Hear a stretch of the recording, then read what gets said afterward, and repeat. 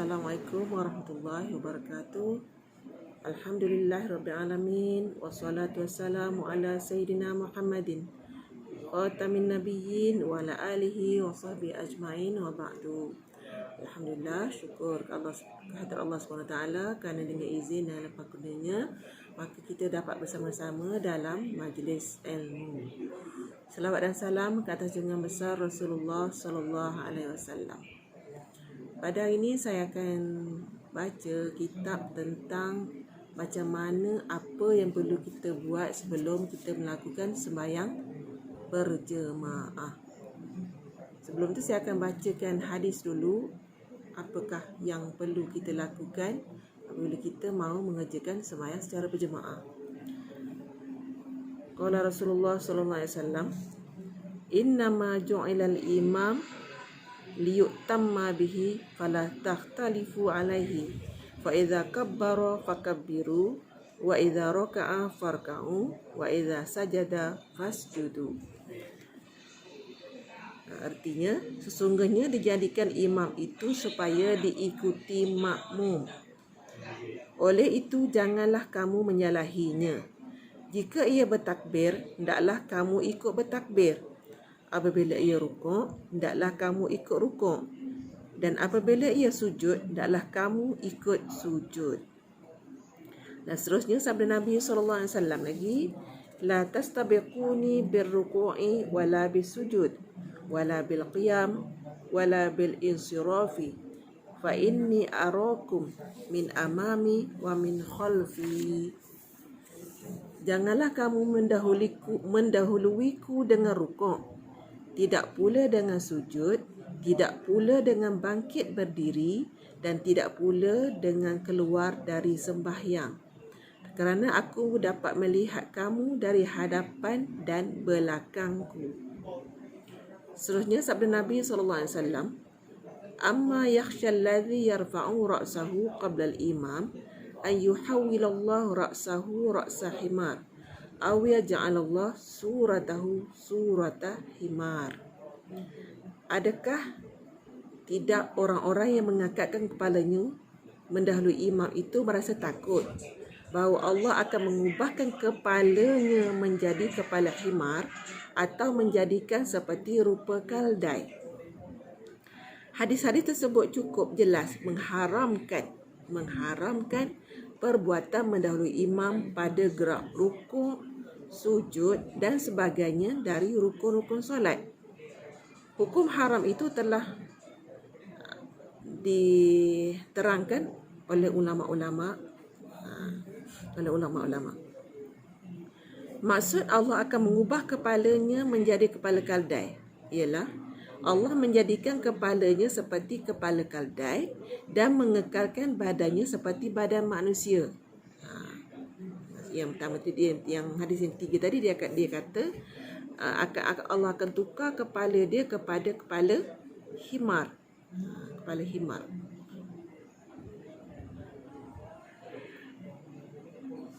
Dan maksud menjadikan rupa paras seperti rupa kaldai ialah mengubahkan seluruh tubuhnya menjadi seperti tubuh kaldai dan kepalanya seperti kepala kaldai. Ada dua keadaan. Satu, kepala dia tukar, badan manusia, ataupun semua sekali bertukar. Jadi kaldai ataupun himar, dalam bahasa Arab himar. Amaran mengubahkan kejadian manusia kepada rupa binatang itu menunjukkan besarnya kebukaan Allah ke atas mereka yang tidak mengikuti pergerakan imam dengan betul dan patuh. Jadi apa maksud kita sembahyang jemaah ni? Bila kita sembahyang jemaah mesti ada yang menjadi imam. Menjadi imam, yang duduk di depan namanya imam, belakang namanya makmum. Sebab bila makmum mesti ikut setiap pergerakan. Jangan menyalahi. Sabda pertama tadi kata jangan menyalahi. Kalau imam takbir, makmum takbir. Kalau imam rukuk, makmum berukuk. Apabila imam sujud, dia pun sujud. Itu hadis pertama. Hadis kedua, Rasulullah beritahu jangan mendahuluiku. Maknanya Rasulullah kata jangan mendahuluiku. Jadi begitu dengan imam lain. Jangan mendahuluiku dengan rukuk. Maknanya ia rukuk, imam tak rukuk, dia rukuk. Imam tak sujud, dia sujud. Dan bangkit, imam tak bangkit lagi, dia bangkit dulu. ataupun imam belum habis semayang, dia belum habis semayang, dia pun keluar. Kerana Rasulullah kata, aku dapat melihat kamu dari hadapan dan belakangku. Itu yang kedua. Dan seterusnya yang Rasulullah kata, tak takut ke orang yang mendahului imam, Allah akan tukar, Allah ubah kepalanya kepada kepala himar atau menjadikan seperti rupa kaldai. Yang satu makna kepala je kepala himar, yang satu lagi keseluruhannya menjadi rupa kaldai. Okey, saya akan teruskan pelajaran ini dengan baca apakah yang perlu dilakukan ketika kita sembahyang berjemaah. Biasanya sebelum kita sembahyang jemaah, Bilal akan membacakan qomat. Kan qomat. Apa yang perlu kita jawab ya? Ucapan-ucapan dibaca apabila solat diqomatkan. Apabila solat diqomatkan, maka disunat kepada para pendengarnya mengikuti ucapan diucapkan oleh juru qomat, kecuali pada ucapan qad qamatis solah. Okay. Allahu akbar, Allahu akbar. Kita baca Allahu akbar, Allahu akbar. Asyhadu an la ilaha illallah, asyhadu an la ilaha illallah, asyhadu anna Muhammadar Rasulullah, asyhadu anna Muhammadar Rasulullah. Kecuali ketika qad qamatis solah, maka ketika itu kita menjawab aqamahallah wa adamaha wa ja'alani min solihi ahliha.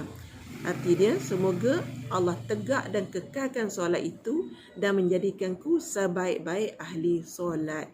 Lama ni kita baca je, apa erti dia kita tak tahu.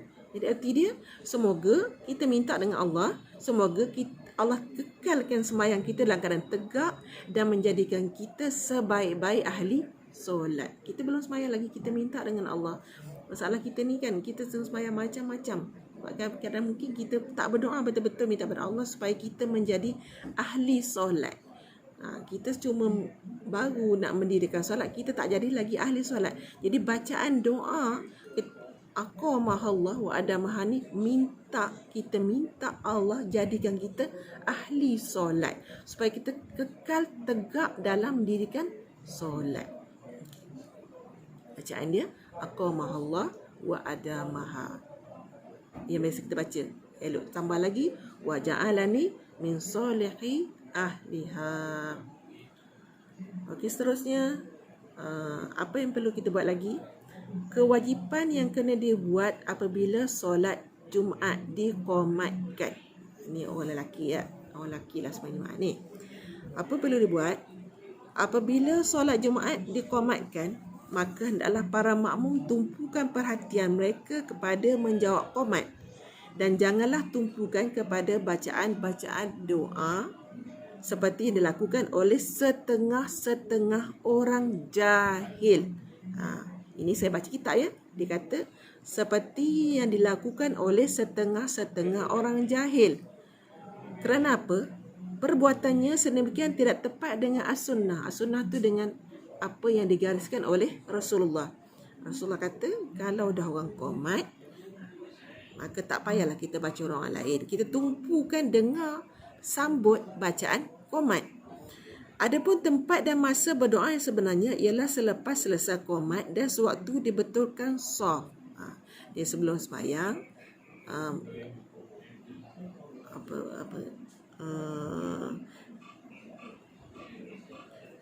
sebelum sembahyang akan dibacakan qomat, kita makmumnya kena menjawab, tumpukan perhatian pada menjawab qomat, bukan membaca bacaan-bacaan doa yang lain.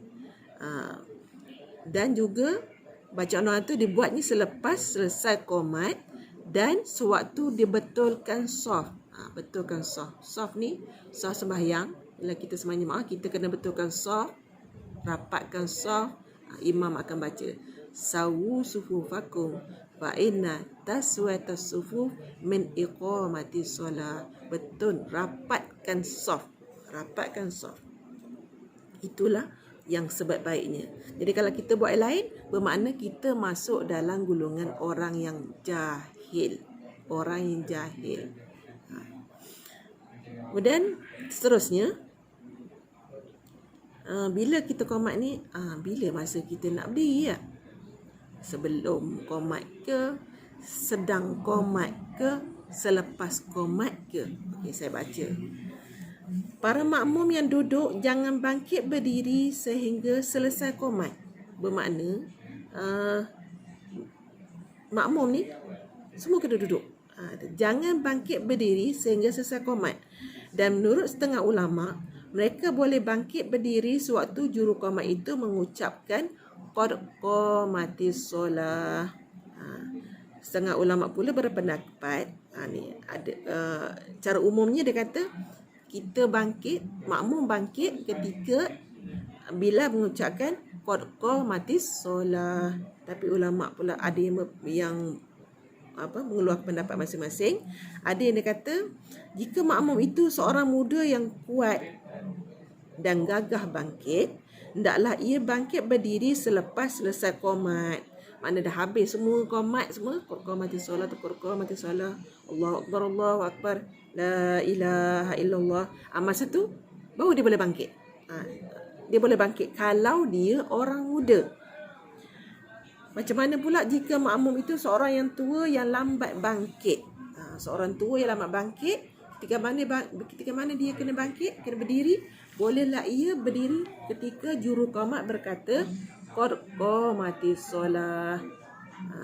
Sebab maklumlah bila orang tua ni apa masalah dia? Dia sakit lutut, semua kan, nak bangun susah. Jadi ketika mengucap qad qamatis solah, supaya ia sempat bertakbiratul ihram dengan imam.